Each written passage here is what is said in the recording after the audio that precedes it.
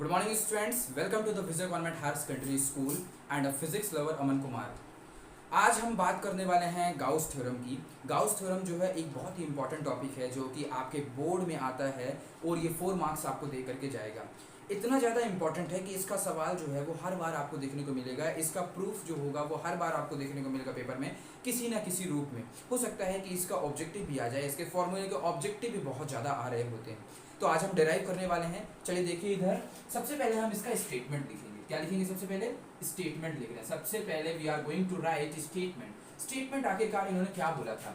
तो Gauss law जो थे उन्होंने ये बोला था, पहले मैं लिख लेता हूँ फिर एक्सप्लेन करता हूँ। According to the Gauss law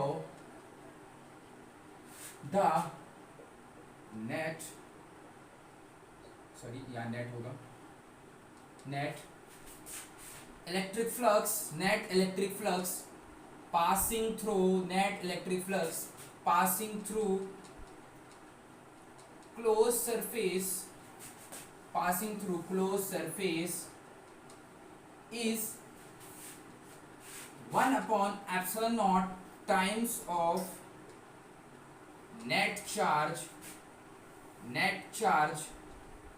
inside it। कुछ आया समझ में? नहीं आया, चलिए मैं समझाता हूँ। देखो गाउस जी जो थे उन्होंने ये बोला था कि भैया जो नेट इलेक्ट्रिक फ्लक्स होता है, नेट इलेक्ट्रिक फ्लक्स किसी भी बंद सरफेस से जो नेट इलेक्ट्रिक फ्लक्स पास होता है वो 1 अपॉन एप्सिलॉन नॉट टाइम्स होता है उसके अंदर कितना आपने चार्ज रखा है। फॉर एग्जाम्पल अपन मानते हैं ये सरफेस है, हमारे पास ये क्यू है, ये क्यू है, ये क्यू1 है, ये क्यू2 है, ये Q3 है, ठीक है ना। 3 चार्ज हमने अंदर रखा, तो जो नेट इलेक्ट्रिक फ्लक्स होगा वो कितना होता है? 1 upon epsilon not times of net charge inside. Inside कितना चार्ज दिया हुआ है? Q1 है, Q2 है, Q3 यानी Q1 plus Q2 plus Q3। तो जो हमारा फ्लक्स होगा वो कितना हो जाएगा हमारे पास? किसके बराबर होगा? 1 upon epsilon not times of Q1 plus Q2 plus Q3। समझ में आया कि नहीं आया? देखो कुल मिलाकर के इतना है, आपको इतना याद करना है कि किसी भी क्लोज सरफेस के अंदर जितना चार्ज रखा होगा वो उसका मल्टीप्लाई 1 अपॉन एप्सिलॉन नॉट से कर देंगे तो हमें अंदर का नेट इलेक्ट्रिक फ्लक्स मिल जाएगा। उन्होंने मैथमेटिकली इसे अपन ऐसे बोल सकते हैं कि फ्लक्स जो होता है हमारे पास, मैथमेटिकली कैसे बोल सकते हैं कि जो हमारे पास फ्लक्स होगा वो किसके बराबर हो जाएगा हमारे पास? Q नेट, अंदर वाला Q net upon epsilon not. देखो वही चीज है ना जो मैंने अभी उधर लिखी थी, वही चीज तो बताया हूं मैं कि जो फ्लक्स होता है वो 1 upon epsilon not times of होता है चार्ज के। क्या समझ में आया कि जो फ्लक्स होता है वो क्या होता है? 1 upon epsilon not times of total charge के होता है। आई होप आपको यहाँ तक समझ में आ गया होगा। चलिए अब आगे बढ़ते हैं, हम इसका फॉर्मूला ड्राइव करना चाहते हैं और फॉर्मूला ड्राइव करने के लिए देखो आपके पास बहुत सारे ऑप्शन है। या आप बोलोगे तो मैं ये वाला सरफेस ले लूंगा, आप बोलोगे तो ये सरफेस ले लूंगा, ये सरफेस ले लूंगा। क्लोज होना चाहिए बस, बंद होना चाहिए बस, ये बंद होना चाहिए बस। कोई भी सरफेस ले सकता हूँ और कहीं पे भी चार्ज ले सकता हूँ, यहाँ पे कहीं पे भी चार्ज ले सकता हूँ, कहीं पे भी चार्ज लेकर के मैं बता सकता हूँ कि फ्लक्स कितना होगा, उसे डेराइव कर सकता हूँ फॉर्मूला। मगर एक्चुअली में क्या है बच्चों कि जो पेपर होता है ना हमारा, पेपर में एक्चुअली क्या होता है, हमें सबसे सिंपलेस्ट वे को इस्तेमाल करके फॉर्मूला ड्राइव करना होता है जिसमें हमें दिक्कत ना हो। इसका अगर इनको हम लेते हैं तो इसमें इंटीग्रेट वगैरह बहुत ज़्यादा डिफिकल्ट हो जाएगा क्योंकि डिस्टेंस वगैरह जो होंगी वो हर जगह से वेरी कर रही होंगी। तो अपन ने क्या किया, एक बहुत अच्छा सिस्टम निकाला। हमने ये सोचा भैया आप एक ऐसा सरफेस ले लो जो एक सिमेट्रिकल सरफेस, स्फेयर लेते हैं। चलिए स्फेयर जो होगा वो हमारे पास एक सिमेट्रिकल सरफेस होगा और हर पॉइंट जो होगा वो r डिस्टेंस दूर भी होगा, तो बहुत आसानी से कर सकते हैं। फिर भैया आप अगर चार्ज ले लिए, आपने बोला स्फेयर ले रहा हूँ और स्फेयर में के अंदर आपने चार्ज यहाँ पे ले लिया तो ये डिस्टेंस अलग अलग हो जाएंगी, फिर भी दिक्कत है। तो एक काम करते हैं ना, स्फेयर तो लेना है ना, स्फेयर ले लेते हैं।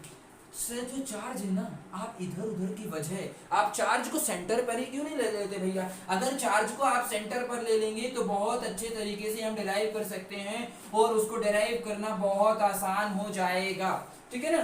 चलिए मैं इसको इरेज कर देता हूँ कि ज़्यादा स्पेस लेगा वो हमारा डेरिवेशन, और डेरिवेशन जरूर कर लेना क्योंकि पक्का ये 4 नंबर का आने वाला है पेपर में। आता ही है पेपर में, आने वाला क्या है, इसको डिराइव करने के पहले मैं दो फॉर्मूले बताता हूँ, क्योंकि आपने अगर हो सकता है पुरानी वीडियो नहीं देखे होंगे। इलेक्ट्रिक फील्ड का जो फॉर्मूला होता है ना वो KQ/R² होता है। किसी भी चार्ज के द्वारा किसी पॉइंट पर जो इलेक्ट्रिक फील्ड का फॉर्मूला होता है वो KQ/R² होता है। और जो फ्लक्स होता है ना वो होता है E.ds के बराबर। क्या होता है हमारे पास जो d∅ फ्लक्स होता है ना, ये हम पिछली वीडियो में डिस्कस कर चुके हैं कि इलेक्ट्रिक फील्ड का जो फॉर्मूला होता है वो होता है KQ/R² और जो फ्लक्स होता है वो होता है हमारे पास E.ds।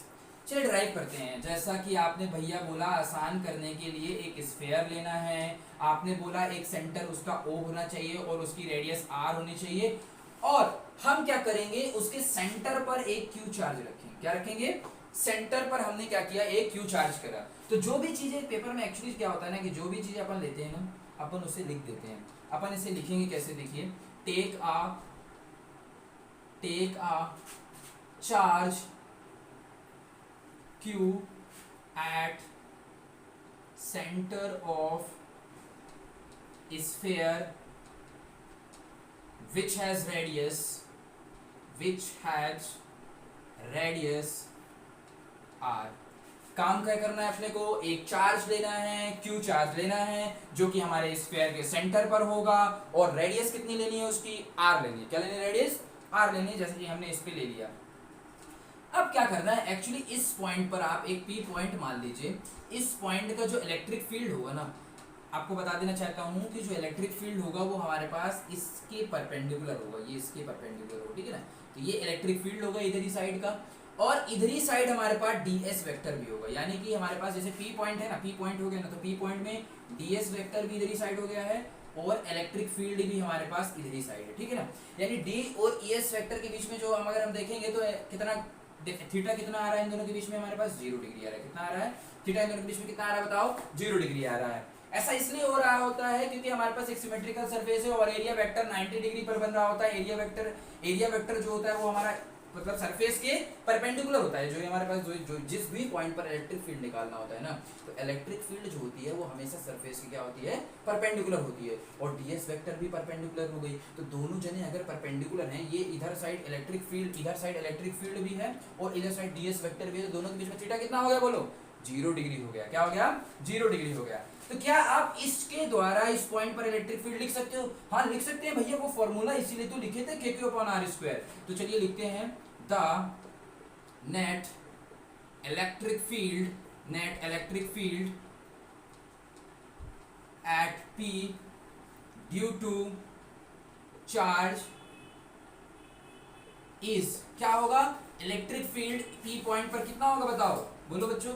इलेक्ट्रिक फील्ड जो होगा हमारे पास वो कितना होगा, KQ/R², क्योंकि डिस्टेंस जो है वो R है, चार्ज जो है वो Q है, तो इलेक्ट्रिक फील्ड हमारे पास यहां से कितना आ गया, KQ/R²। आई होप आपको यहां तक समझ में आ गया होगा कि जो इलेक्ट्रिक फील्ड का फॉर्मूला होगा इस पॉइंट पर वो KQ/R² होगा, ठीक है ना। चलो अब आपको अगर इलेक्ट्रिक फील्ड पता चल गया है तो क्या आप फ्लक्स लिख सकते हो?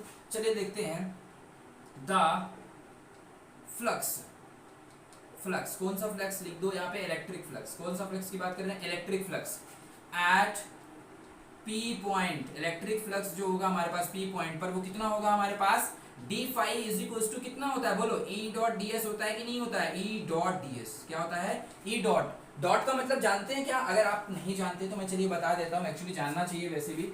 A.b जो होता है ना उसे अपन ऐसे लिखते हैं, AB cos थीटा लिखते हैं। क्या लिखते हैं, A.b को कैसे लिखते हैं बोलो, A.b is equal to AB cos theta. इसे पढ़ लो अगर नहीं बनता है, क्योंकि पूरी फिजिक्स में काम आने वाला है। A क्रॉस B को भी पढ़ लो यदि नहीं पता है, क्योंकि ये भी पूरी फिजिक्स में काम आने वाला है। AB sin थीटा होता है, A.b is equal to AB cos theta और A cross B is equal to AB sin theta. तो d∅ is equal to E.ds हो गया। अब क्या होता है ना एक्चुअली, ये d∅ जो है ना वो छोटा फ्लक्स है, मतलब कि इस पॉइंट के द्वारा मान लो, इस पॉइंट के द्वारा फ्लक्स हो गया, अब फिर इस पॉइंट के द्वारा अलग फ्लक्स आएगा, इस पॉइंट के द्वारा अलग फ्लक्स आएगा, इस पॉइंट के द्वारा सरफेस पे बहुत सारे छोटे छोटे चार्ज है, बहुत सारे छोटे छोटे पॉइंट है, सॉरी चार्ज नहीं, बहुत सारे छोटे छोटे पॉइंट है जो हमने निकाला है ना, वो बहुत एक छोटे पॉइंट के द्वारा निकाला है। बहुत सारे छोटे छोटे पॉइंट है, हमने जो फ्लक्स लिखा है ना ये एक छोटे पॉइंट के लिखा है। जब भी हमें पूरी फिजिक्स में, हमने 11th क्लास में बात करी थी, जब भी हमें पूरे का लिखना होता है तो हम दोनों साइड क्या करते हैं, इंटीग्रेट करते हैं। हमें दोनों साइड क्या करना पड़ेगा, इंटीग्रेट करना पड़ेगा। तो आप क्या करिए, यहाँ लिख दीजिए इंटीग्रेटिंग बॉस साइड हमें क्या करना पड़ेगा, इंटीग्रेट करना पड़ेगा। जब हमने इधर साइड, और देखना इंटीग्रेट ठीक है लिख देता हूँ, पहले मैं सिंपल लिखता हूँ फिर समझाता हूँ आपको, ये समझ में आ जाए शायद आपको, आएगा क्यों नहीं आएगा। देखो क्या होता है ना एक्चुअली, कि जो हम फ्लक्स निकाल रहे हैं ना वो अंदर वाले के चार्ज के द्वारा निकाल रहे हैं। जनरली जो मैथमेटिक्स में इंटीग्रेशन होता है वो हम एक ऐसे इंटीग्रेशन लगाते हैं, लेकिन जब अपने को क्या निकालना है, इंटीग्रल, मतलब ऐसा, इसको हम ऐसा बना रहे हैं, ऐसा बना रहे हैं, डबल लगा रहे हैं। डबल क्यों लगा रहे हैं, मालूम क्यों लगा रहे हैं? डबल इसलिए लगा रहे हैं क्योंकि डबल बताने से क्या हो जाता है, ये पता चल जाता है कि भैया जो आप इंटीग्रल की बात कर रहे हो वो अंदर वाले चार्ज के लिए बात कर रहे हो, ठीक है ना, इसीलिए हम डबल इंटीग्रल लगाएं। अब हर डी फाई बहुत सारे डी फाई अगर हमारे पास जुड़ेंगे, डी फाई प्लस ऐसे ऐसे इनफाइनाइट, तो ये बन जाता है हमारे पास फाई। क्या बन जाता है, फाई। तो यहाँ से डी फाई जो हो जाएगा हमारे पास क्या बन जाएगा, फाई, और इधर साइड हमारे पास क्या लिखा रहेगा, E dot D S. Dot खोल दीजिए ना भैया, अभी तो आपने बताया ए डॉट बी बराबर ए बी कॉस थीटा होता है, तो इसको भी खोल दीजिए, तो ई डॉट डी एस बराबर इनटू कॉस थीटा हो जाएगा। चलिए बताओ कॉस थीटा कितना है, जल्दी बताओ। यहाँ पे कॉस थीटा, थीटा की वैल्यू कितनी आएगी, यहाँ पे बताया ना मैंने कि ई वेक्टर और डीएस वेक्टर जो है हमारे पास दोनों सेम लाइन में हैं, इसीलिए थीटा की वैल्यू 0 आएगी, और cos 0 आप लोग को पता होगा 1 के बराबर होता है। तो यहाँ से हमारे पास फ्लक्स की वैल्यू क्या आ गई बताइए, फ्लक्स की जो वैल्यू आ गई हमारे पास ये E dot E D S आ गई। क्या आ गई, ई डी एस आ गई। क्या आ गई, ई डी एस आ गई। इलेक्ट्रिक फील्ड भैया कांस्टेंट है, जब कभी भी किसी भी इंटीग्रल के अंदर कोई भी चीज कांस्टेंट होती है तो उसे क्या करते हैं अपन, बाहर निकाल लेते हैं। क्या करते हैं बताओ, क्या करते हैं बच्चों, जब भी कोई भी चीज इंटीग्रल के अंदर कांस्टेंट होती है तो उस चीज को हमें हमेशा क्या करना चाहिए, बाहर निकाल लेना चाहिए, जैसा कि हम अभी करने वाले हैं। उसको हम क्या करेंगे, बाहर निकाल लेंगे।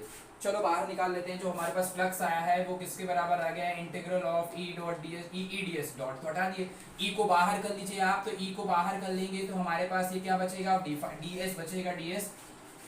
क्या आपको पता है ई की वैल्यू कितनी है, अरे भैया अभी तो लिखे थे आप के क्यू अपॉन आर स्क्वायर, तो फ्लक्स की वैल्यू यहाँ से के क्यू अपॉन आर स्क्वायर, और ये डीएस का इंटीग्रल क्या आप बता सकते हो यहाँ पे कितना होगा, नहीं बता सकते, क्या बता सकते हो आप, एक स्फीयर, क्या आपको पता है स्फीयर के फॉर्मूला, एरिया का फॉर्मूला क्या होता है, चलिए देखिए मैं बताता हूँ। जो स्फीयर होता है उसका फॉर्मूला क्या होता है, इसकी एरिया का, उसकी एरिया का जो फॉर्मूला होता है, एरिया का जो फॉर्मूला होता है 4 पाई आर स्क्वायर होता है। कितना होता है, 4 पाई आर स्क्वायर। तो ये एरिया था, ये क्या था हमारे पास, एरिया ही ना थी, तो एरिया की जगह हमने लिख दिया 4 पाई आर स्क्वायर। कुछ कट रहा हो तो काट दो, आर स्क्वायर